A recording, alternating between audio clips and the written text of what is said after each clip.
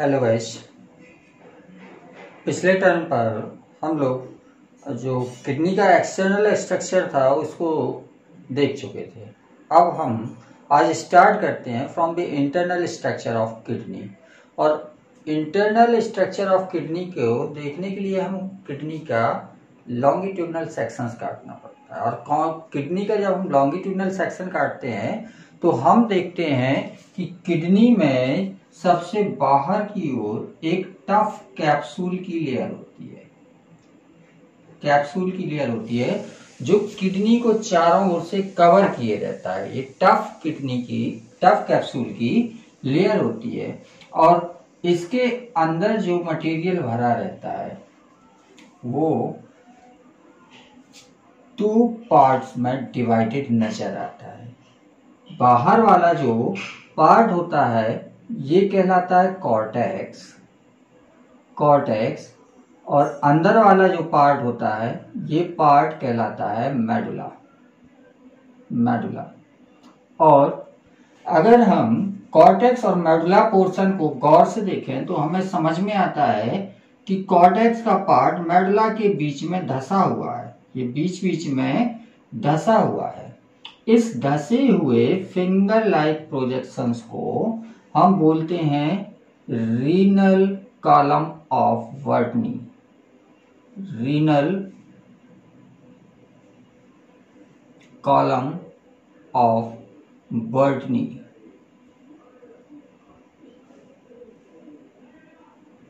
Renal column of Bertini, जिसकी वजह से ये मेडुला जो है ये छोटे छोटे से पिरामिड के शेप में दिखाई देने लगता है। मेडुला रेगुलर नहीं दिखाई दे रहा, हमें छोटे छोटे से पिरामिड्स में टूटा हुआ दिखाई देता है। ऊपर चौड़ा होता है, नीचे पतला होता है।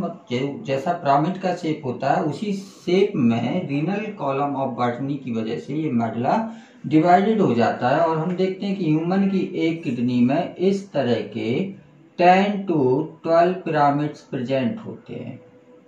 10 to 12 पिरामिड्स प्रेजेंट होते हैं। और ये जो मेडुलरी पिरामिड्स हैं और कॉर्टेक्स है ये बने हुए होते हैं from the structural and functional unit of kidney, that is nephron. इस नेफ्रॉन से किडनी में मिलियंस ऑफ नेफ्रॉन्स प्रेजेंट होते हैं। तो जो नेफ्रॉन है मिलियंस में प्रेजेंट होते हैं और इस तरह से प्रेजेंट होते हैं कि इसका ऊपर वाला बोमेंस कैप्सूल प्रॉक्सिमल कन्वोल्यूटेड ट्यूब्यूल वाला पोर्शन कॉर्टेक्स में होता है, वाइल जो ये लूप ऑफ हेनले और ये कलेक्टिंग डक्ट वाला जो पोर्शन है ये लूप ऑफ हेनले और मतलब इतना हिस्सा, इसके ऊपर का हिस्सा ये कॉर्टेक्स में होता है, उसके नीचे का हिस्सा ये मेडुला में प्रेजेंट होता है। कॉर्टेक्स में ऊपर का हिस्सा और नीचे का हिस्सा मेडुला में प्रेजेंट होता है। और ये इसी तरह के मिलियंस ऑफ नेफ्रॉन्स जो प्रेजेंट होते हैं वही फॉर्मेशन करते हैं किडनी के इंटरनल स्ट्रक्चर का। और यही स्ट्रक्चरल यूनिट के साथ साथ फंक्शनल यूनिट भी होती है। मतलब किडनी का जो काम होता है फिल्ट्रेशन करना, फिल्ट्रेशन करके यूरिन बनाना, वो काम भी यही नेफ्रॉन करते हैं। इसलिए नेफ्रॉन क्या होता है? Structural and functional unit of kidney. और जब ये फंक्शन करेगा और फिल्ट्रेशन करने के बाद यूरिन का फॉर्मेशन करेगा तो ये यूरिन मेडुला के नीचे का जो पोर्शन होता है इसको हम बोलते हैं मेडुलरी पैपिला।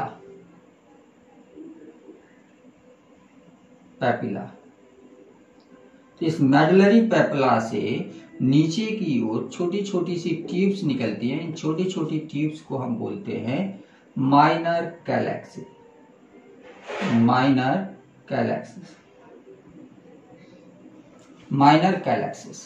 और ये यूरिन को इस तरह की कई सारे नेफ्रॉन होंगे जो कलेक्टिंग डक्ट के थ्रू यूरिन को माइनर कैलेक्स में भेज देंगे। और ये यूरिन जो ये माइनर कैलेक्स हैं ये आगे चलकर ज्वाइंट होकर एक मेजर कैलेक्स का फॉर्मेशन करते हैं। एक की बात कर रहे हैं यहाँ पे, तो कैलेक्स लिख दिया आपने, तो मेजर कैलेक्स, यहां पर भी एक ही की बात कर लो। तो माइनर कैलेक्स ये छोटी छोटी ट्यूब्यूल्स की, और छोटी छोटी ट्यूब्यूल्स के मिलने से जो एक बड़ी ट्यूब्यूल बनी, इसको हम बोलते हैं मेजर कैलेक्स। तो माइनर कैलेक्स में यूरिन आया था, तो यूरिन माइनर कैलेक्स से कहाँ चला जाएगा, मेजर कैलेक्स में। और मेजर कैलेक्स आपस में जुड़कर पेल्विस का फॉर्मेशन करते हैं। जितनी भी मेजर कैलेक्स है सब आपस में जुड़ जाएंगी और पेल्विस का फॉर्मेशन करेंगी, और यही पेल्विस होता है जो किडनी से बाहर निकलकर यूरेटर का फॉर्मेशन करती है, यूरेटर। तो जो यहाँ पर इसने यूरिन का फॉर्मेशन किया, वो यूरिन माइनर कैलेक्स से, मेजर कैलेक्स से, पेल्विस से यूरेटर तक पहुंच जाएगी। बाद में यूरिनरी ब्लैडर में ये यूरिन स्टोर हो जाएगी, और आफ्टर सम टाइम ये यूरेथ्रा के थ्रू ये यूरिन बाहर निकाल दी जाएगी।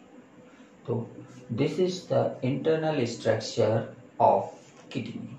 अब हम जो ये नेफ्रॉन है, स्ट्रक्चर और फंक्शनल यूनिट, इसको थोड़ा सा डिटेल में देखते हैं। तो जब नेफ्रॉन का स्ट्रक्चर देखते हैं, तो नेफ्रॉन का स्ट्रक्चर जो शुरू होता है, ये इस तरह से बाउल लाइक स्ट्रक्चर से शुरू होता है, और इस बाउल लाइक स्ट्रक्चर में डबल मेम्ब्रेन होती है, एक आउटर मेम्ब्रेन और एक इनर मेम्ब्रेन। और इस बाउल लाइक स्ट्रक्चर को हम बोलते हैं बाउमाइन्स capsule, बाउमाइन्स capsule.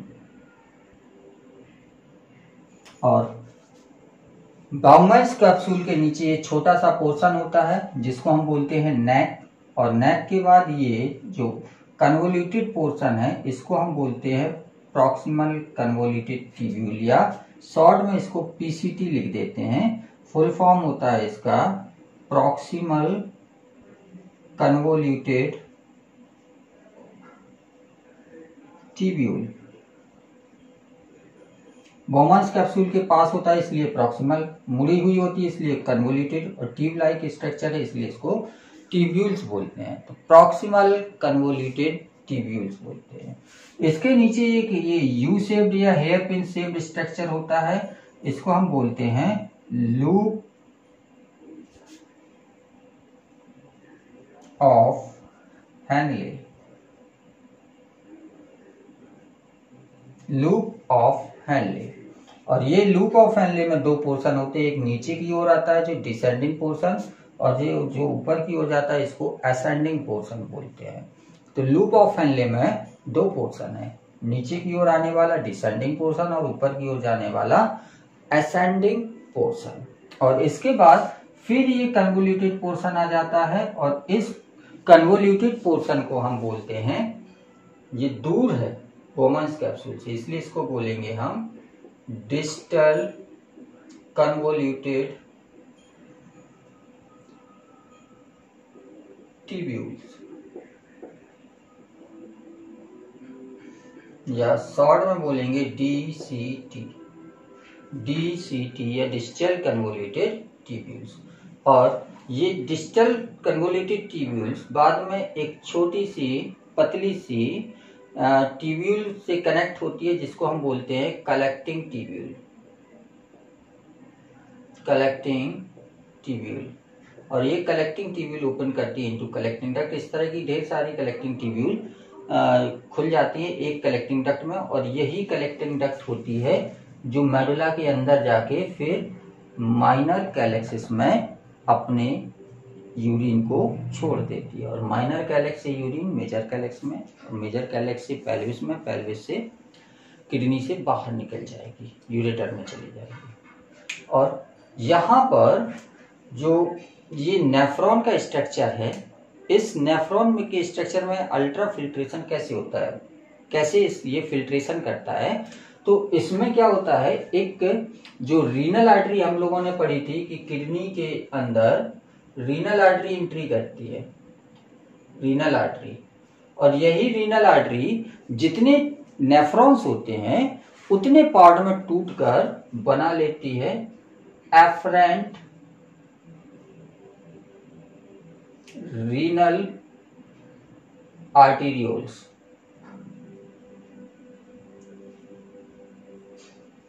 ARA, afferent renal arterioles. और ये एफरेंट रीनल आर्टीरियोल्स फिर कैपिलरीज में डिवाइड होकर कैपिलरी का गुच्छा बना लेंगे। इस गुच्छे को हम बोलेंगे ग्लोमेरुलस, ग्लोमेरुलस, ग्लोमेरुलस। और ये ग्लोमेरुलस की कैपिलरीज आपस में फिर जुड़कर फिर से आर्टीरियोल का फॉर्मेशन करती है। यहाँ पर ये डिफरेंस है। आप लोगों ने पढ़ा होगा कि आर्टरी आर्टीरियोल्स में डिवाइड होती है, आर्टीरियोल्स कैपिलरीज में, कैपिलरीज वेन्यूल्स का फॉर्मेशन करती है। लेकिन यहाँ पर कैपिलरीज वेन्यूल्स नहीं बनाती हैं, ये फिर से आर्टीरियोल्स का फॉर्मेशन करती हैं, फिर से आर्टीरियोल्स का फॉर्मेशन करती हैं। और इसको हम बोलते हैं इफरेंट रीनल आर्टीरियोल्स या ERA।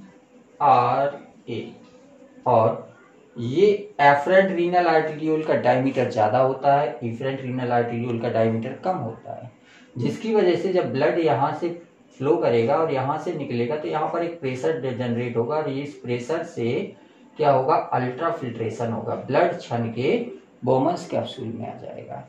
और इसमें यूजफुल हार्मफुल सारी तरह की चीजें होती है। जब ये यूरिन यहाँ से पास होता है तो इससे यूजफुल चीजें वापस बाहर ले ली जाती है। वापस बाहर लेना है इसको तो वापस लेके कहाँ भेजेगा, ब्लड कैपिलरीज में। तो ब्लड कैपिलरीज इसके चारों होना बहुत जरूरी है नेफ्रॉन के। और ये ब्लड कैपिलरीज कैसे बनती हैं, जो ये इफरेंट रीनल आर्टरियोल्स थी ये फर्दर डिवाइड होगी और कैपिलरीज बना के पूरे नेफ्रॉन के ऊपर नेटवर्क का फॉर्मेशन कर लेगी। हमने एक सिंगल ही बना दी है, लेकिन कैपिलरीज होंगी ढेर सारी के ढेर सारी बनाते तो यहाँ पर स्ट्रक्चर बहुत हौच-पौच हो जाता है, इसलिए हमने ढेर सारी ना बना के सिंगल ही बना दी। ये कैपिलरीज में डिवाइड हुई तो यहाँ पर कैपिलरीज में डिवाइड हुई थी, फर्दर कैपिलरीज में डिवाइड होती है, इसलिए इसके बीच वाले पोर्शन को हम आर्टीरियोल बोल देते हैं। और ये कैपिलरीज पूरी नेफ्रॉन के चारों ओर इकट्ठी हो जाती है, जिससे नेफ्रॉन के अंदर जितने भी यूजफुल मटेरियल पहुंच गए उनको वापस खींच सके, और हार्मफुल मटेरियल इसी नेफ्रॉन के अंदर बने रहेंगे और बाद में ये कलेक्टिंग डक्ट से बाहर निकल जाएंगे। और जितने यूजफुल मटेरियल थे इसमें वो वापस ब्लड ने खींच लिए और बाद में ये रीनल वेन के थ्रू किडनी से बाहर निकल जाते हैं। तो ब्लड जो अंदर आया उससे फिल्ट्रेशन हुआ, फिल्ट्रेशन दोनों चीजों का होगा, यूजफुल और हार्मफुल, और इससे यूजफुल चीजें वापस ब्लड द्वारा ले ली जाती हैं और बचा हुआ जो मटेरियल होता है ये यूरिन कहलाता है। और यही यूरिन किडनी के थ्रू बाहर निकाल दिया जाता है। और ये है स्ट्रक्चर ऑफ ए नेफ्रॉन और फंक्शन कैसे करता है उसका डिटेल। अब हम थोड़ा सा छोटे से कुछ टॉपिक हैं जिनको और डिस्कस करते हैं। रीनल फेल्योर, अगर किडनी के नेफ्रॉन्स या किडनी फिल्ट्रेशन करना बंद कर दे तो क्या होगा, ब्लड से यूरिया बाहर नहीं निकल पाएगा और यूरिया का एक्युमुलेशन ब्लड के अंदर होने लगेगा। और यूरिया क्या होगा, पॉइजनस होता है, टॉक्सिक होता है, और अगर बॉडी में इकट्ठा होता रहा बाहर नहीं निकाला गया तो डेथ हो सकती है। तो इसको जब रीनल फेल्योर हो जाता है, किडनी अपना काम करना बंद कर देती है, तो ब्लड में यूरिन का अमाउंट बढ़ रहा है। तो यूरिन का अमाउंट बढ़ने से रोकने के लिए हम दो काम कर सकते हैं। पहला, किडनी ट्रांसप्लांटेशन, जो सबसे बेस्ट तरीका होता है। इसमें किसी रिलेटिव की या किसी फैमिली मेंबर की किडनी को लेकर, एक्चुअली में 2 किडनी होती है और ह्यूमन एक किडनी पर भी प्रॉपरली सर्वाइव कर सकता है। तो एक किडनी किसी रिलेटिव की हेल्दी किडनी लेकर ऐसे पेशेंट की जिसको दोनों किडनी खराब हो उनको एक किडनी ट्रांसप्लांट कर दी जाती है। रिलेटिव्स की इसलिए ली जाती हैं क्योंकि रिलेटिव्स में प्रोटीन्स मिलती जुलती होती है तो उनके रिजेक्शन के चांस कम होते हैं। फॉरेन बॉडी है, दूसरी बॉडी से किडनी हम अपनी बॉडी में डाल रहे हैं तो क्या होता है, ये फॉरेन बॉडी है हमारी लिए और हमारे शरीर की कैपेसिटी होती है कि वो फॉरेन बॉडी को किल करता है। तो किडनी को भी किल करने की कोशिश करेगा बॉडी, जितनी ज़्यादा प्रोटीन मिलेंगी उतनी ही ज़्यादा सिमिलरिटी होगी उनकी प्रोटीन्स में, और उतना कम चांस होगा उसके रिजेक्शन के। तो क्लोज रिलेटिव लेते हैं, साथ में क्या करते हैं, इम्यूनिटी को डाउन कर देते हैं, जिसकी वजह से कुछ समय के लिए इम्यूनिटी को डाउन कर देंगे, जिसकी वजह से किडनी का रिजेक्शन पॉसिबल नहीं होगा, और धीरे धीरे वो बॉडी उस किडनी को अपना हिस्सा मानने लगती है। फिर जब मानने लगी तो उसके बाद इम्यूनिटी कम भी बढ़ा भी देंगे तो कोई प्रॉब्लम नहीं होती है। तो ये पहला तरीका था किडनी ट्रांसप्लांटेशन का। और दूसरा तरीका होता है डायलिसिस का। डायलिसिस में क्या करते हैं हम कि जब डोनर नहीं मिल रहा है, कोई किडनी देने वाला नहीं मिल रहा है और यूरिया का अमाउंट ब्लड में ज़्यादा हो गया, तो हम डायलिसिस करके उसकी यूरिन को बाहर निकाल सकते हैं। और डायलिसिस प्रोसेस में क्या करते हैं कि ब्लड किसी बॉडी की किसी आर्टरी से ब्लड को बाहर निकालेंगे, ब्लड को बाहर निकाल के एक ट्यूब के थ्रू डायलाइजर मशीन में जोड़ देंगे, और जब बॉडी से बाहर ब्लड को निकालेंगे तो इसमें हेपेरिन का एक इंजेक्शन लगा देंगे, हेपेरिन इंजेक्ट कर देंगे। हेपेरिन एंटीकोगुलेंट प्रॉपर्टी का होता है, मतलब वो ब्लड को जमने नहीं देगा। बॉडी से बाहर निकल के ब्लड जमने लगता है, तो जब बॉडी से बाहर ब्लड निकल रहा है तभी हम उसमें हेपेरिन इंजेक्ट कर देंगे। और हेपेरिन इंजेक्ट करने से क्या होगा, जो ट्यूब बाहर निकली है उसमें ब्लड जा रहा है, वो ब्लड क्लॉट नहीं करेगा। इसके बाद इस ब्लड को हम डायलाइजिंग मशीन में डालते हैं। ये ब्लड बॉडी से आया है और इसको डायलाइजिंग मशीन में डाला। इसमें क्या होता है, सेलुलोज से बनी हुई मेम्ब्रेन की एक ट्यूब होती है, और इस ट्यूब के चारों ओर लिक्विड, डायलाइजर लिक्विड भरा रहता है। जिस डायलाइजर लिक्विड में वो सब कुछ होता है जो ब्लड में होता है, लेकिन इसमें यूरिया नहीं होगा। यूरिया इसमें नहीं होगा, बाकी सब कुछ होगा इसमें यूरिया को छोड़कर। और जब जो ब्लड आ रहा है इसमें यूरिया है, बाहर वाले फ्लूइड में यूरिया नहीं है, और ये जो मेम्ब्रेन ली है हमने, जिस मेम्ब्रेन की ये ट्यूब बनी है, इसमें माइन्यूट पोर्स होते हैं, जिसकी वजह से हायर कंसंट्रेशन से लोअर कंसंट्रेशन तक यूरिन का फ्लो हो जाता है। बाकी सब कुछ तो सिमिलर है, कंसंट्रेशन हर एक चीज का हमने सिमिलर रखा है, केवल यूरिया इसके अंदर था, बाहर नहीं था। तो कंसंट्रेशन ग्रेडियंट की वजह से यूरिया बाहर आ जाएगा, और जब ये ब्लड इससे पास होके बाहर निकलेगा तो इसमें यूरिया नहीं होगा। और इस ट्यूब को हम वापस बॉडी से जोड़ देते हैं, और बॉडी में जब ब्लड जाने लगता है तो उसके जाने के पहले हम एंटीकोगुलेंट डाल देते हैं। जो हेपेरिन जो यहाँ पे हमने डाला था वो एंटीकोगुलेंट था, और उसको इनएक्टिव करने के लिए हम एंटी हेपेरिन यहाँ पर ऐड कर देंगे और ब्लड को वापस बॉडी में भेज देंगे। इस तरह से क्या हुआ, ब्लड से यूरिया को हमने बाहर निकाल लिया आर्टिफिशियल तरीके से। तो कुछ समय का उसको और मौका मिल जाता है, हो सकता है उस समय उसको कोई डोनर मिल जाए और उसकी लाइफ बच जाए। तो डायलिसिस एक तरीका है बॉडी से यूरिया को बाहर निकालने का, बॉडी से यूरिया को बाहर निकालने का। इसी के साथ ये चैप्टर आपका कंप्लीट होता है, और क्वेश्चंस वगैरह सॉल्व करिए। बाकी नेक्स्ट चैप्टर कंटिन्यू करते हैं नेक्स्ट टर्न पर। Thank you.